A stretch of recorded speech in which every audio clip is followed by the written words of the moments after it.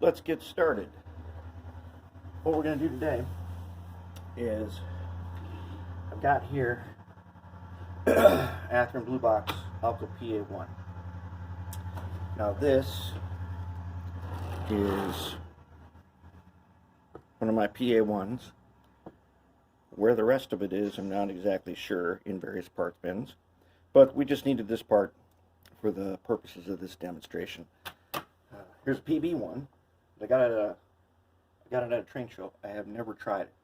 I have no idea what condition it's in. I haven't even taken the shell off yet. What we want to do is a basic. We're going to tune this up. We're not going to rebuild it. We're just going to get it into running condition the way it is. If it's still got the spring clip in it, we're going to leave it. Let's see if we can make this thing run better. I don't know if it runs at all. Now, the reason for this. So as you saw my SDP40 project, I'm going to do this 24 volt motor. There it is. And using this bit of plastic pipe, which just so happens to fit in the end of a flywheel, and with my 256 tap, it'll fit the shaft of this motor.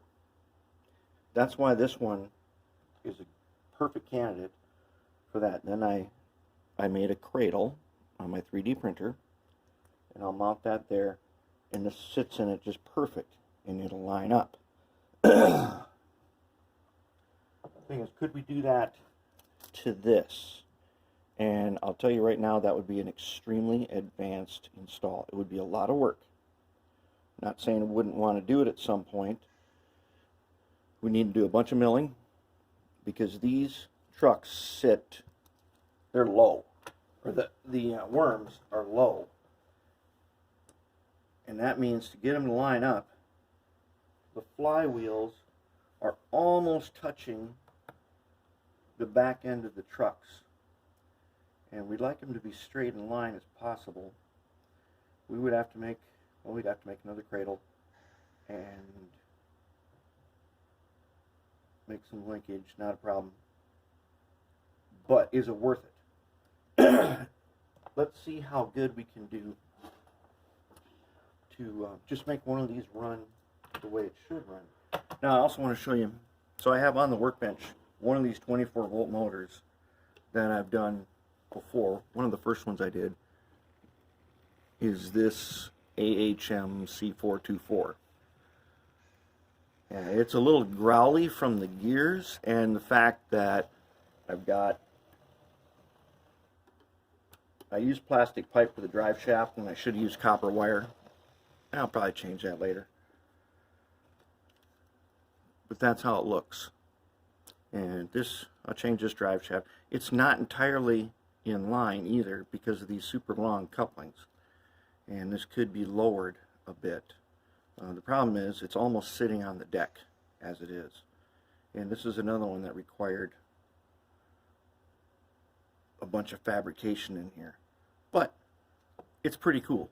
It uses very, very little amps, and it starts rolling at very little power,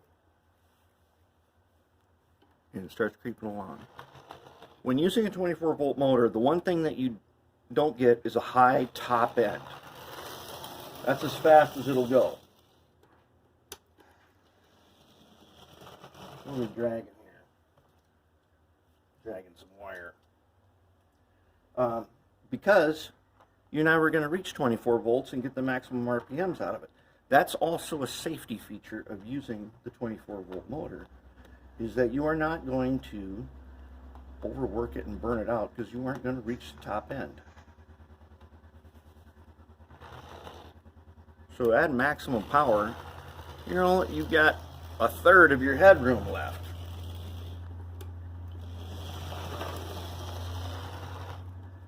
And I had to weight the shell a lot to get it, get some good adhesion, but this thing will pull pretty good. And I can fix those growling gears. I can quiet that up quite a bit. So let's get back to our PA-1. First thing we need to do, one, we need to break it down. So we're going to break it down. We're going to get the shell off. We get the shell off, then we'll see what we got under the hood and find out does it run. I'm just going to pry the shell off. As always, I got my blue towel here.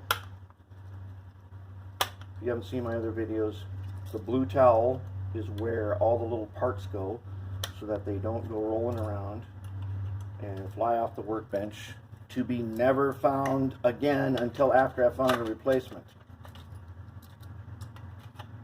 Oh, look what we have here. This would be considered an interim version of a blue box. Oh crap, here comes a train. It's going to get loud for a minute. Spring clip in place. Plastic covers over the worms. The gold motor. Brass flywheels. Plastic side frames. There he goes. See if he's gonna do his horn here. That is a lot of locomotives. It's like 7. Looks like AC 4400s, BNSF. Got the live webcam of Balen, New Mexico on. All right, let's see how this. I'm guessing this thing probably works.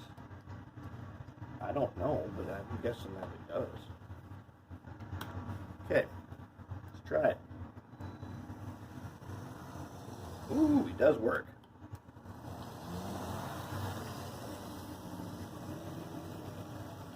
Works, actually works really nice. In a total rebuild, we'll do that thing where remove the spring clip, isolate the motor, solder on hard wires everywhere. But let's go ahead and let's break them down. Because what we want to do is, let's assume this is a very dirty and poor running locomotive. Now, pulling out the worms, do not let the nuts and the thrust washers come off. You need those.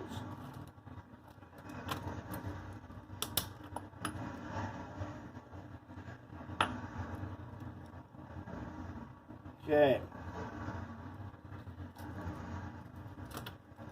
Truck's out.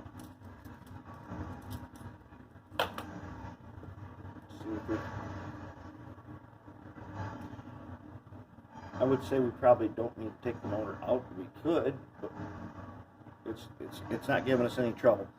So sometimes, if it's an old motor, which I have one right here. It's an old motor. If it's one of these, I like to polish this using this one.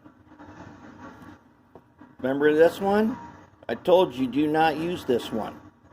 You do not use this one to do stuff like motor. This will rip it apart. If it's got a copper shaft, you don't use that on stuff. Or go ahead, see what happens. You're going to wreck a bunch of stuff. Use these silver shaft ones to do that. Polishing wheel sets. You don't use this to polish wheel sets that are plated. It tears the plating right off of them. However, on these wheel sets, which these are already pretty, well, they're going to need to be cleaned. You could get by with it on these sintered metal ones, especially if they're old and they're really dirty. You could use this a little bit. An easier way is put this in your drill press and take some metal polish on a cloth. Let the drill press spin it, and put the metal polish on your cloth and just polish it up. That's a super easy way to do that. Now, here's the thing. If you've got the ones that got the metal side frames, like these, there are sockets in here. They have a little bronze bushing on them. What you want to do, before monkeying around with any of the other stuff I've showed you before you do any boring out of axle sockets, you need to have in your toolbox this. This is dielectric grease. Every auto parts store, every hardware store, Lowe's, Ace, Menards, Home Depot, AutoZone, O'Reilly's, they all have this. Get a tube of this. There, he's gone. Okay. You need this, dielectric grease. You also need this. As I've said many times before, Oxguard. Every hardware store. Lowe's, it's like $4. This tube will last you years. I coat all my track with Oxguard. It forms a film, a dry film. A couple weeks is dry. I've cleaned these tracks in several years. I put this on like about 5 years ago, and unless I've like scraped it off some way doing something, I don't need to put it back on. It works on brass track. Excellent.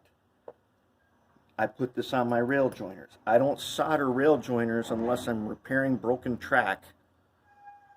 I put Oxguard on my rail joiners and then nail the track in. This prevents the oxidation, the tarnish that prevents your trains from running. This prevents it pretty much permanently. I also like to coat, once the wheels are clean, I like to coat the wheels in Oxguard. Now, the ends, if you've got these metal ones, on the sockets, don't put Oxguard in the sockets because it turns to a dry film and then makes it a little rough running. You put a bit of dielectric grease in there. Now, I've tested dielectric grease for a couple of years. I don't know if it's going to last decades, but so far, works just fine. I'm guessing it is going to last decades. But locomotives need to be rebuilt every once in a while. You put some fresh stuff in there. Okay. So here it is. The B and A are exactly the same frames. If your motor's in good shape, like this one is, you don't need to do nothing. If you're working with this guy, you can actually take this whole thing out, and clean your poles. You get a little tiny pinhead drop, which I'm going to show you, of Marvel oil in it. Just a pinhead on the thrust washer, on the inside, outside. Don't let it spread everywhere, and you'll be good to go again. We'll do that on this. But what we're going to be really looking at is, what are we going to do about these trucks? So let's get them apart and find out.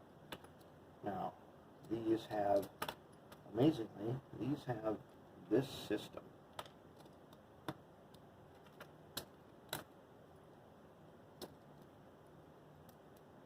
Because they also have truck-mounted couplers.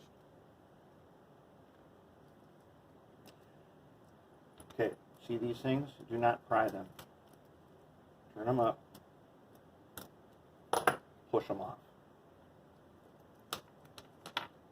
Alright, there we go. Take a look at your gear configuration. Until you have this down where you know it, take a picture of this. You're not really going to screw it up. It only goes in one way. Now this thing is super clean. It has absolutely no grease on it. So that's good. Otherwise, I would take this out. I'd put everything. I'd use dish soap. I'd use degreaser, Purple Power or something, get the grease off, and wash them with dish soap and dry them. Alright, so what we're going to do is we're going to assume that these wheels are dirty. Now these are the sintered metal ones with the bushings on them.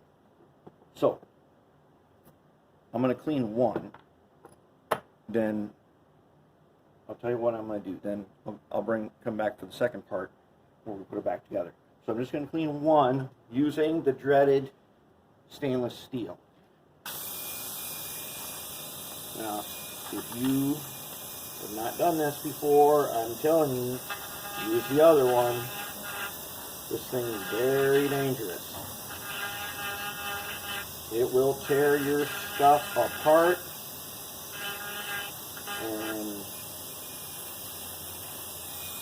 the little nub on the end of the wheel set on these old metal side frame ones, you need to get that clean. You can use the stainless steel on that because that one is steel. On these, you need to get just a touch on the bronze bushing. Okay, that's where the power is picked up.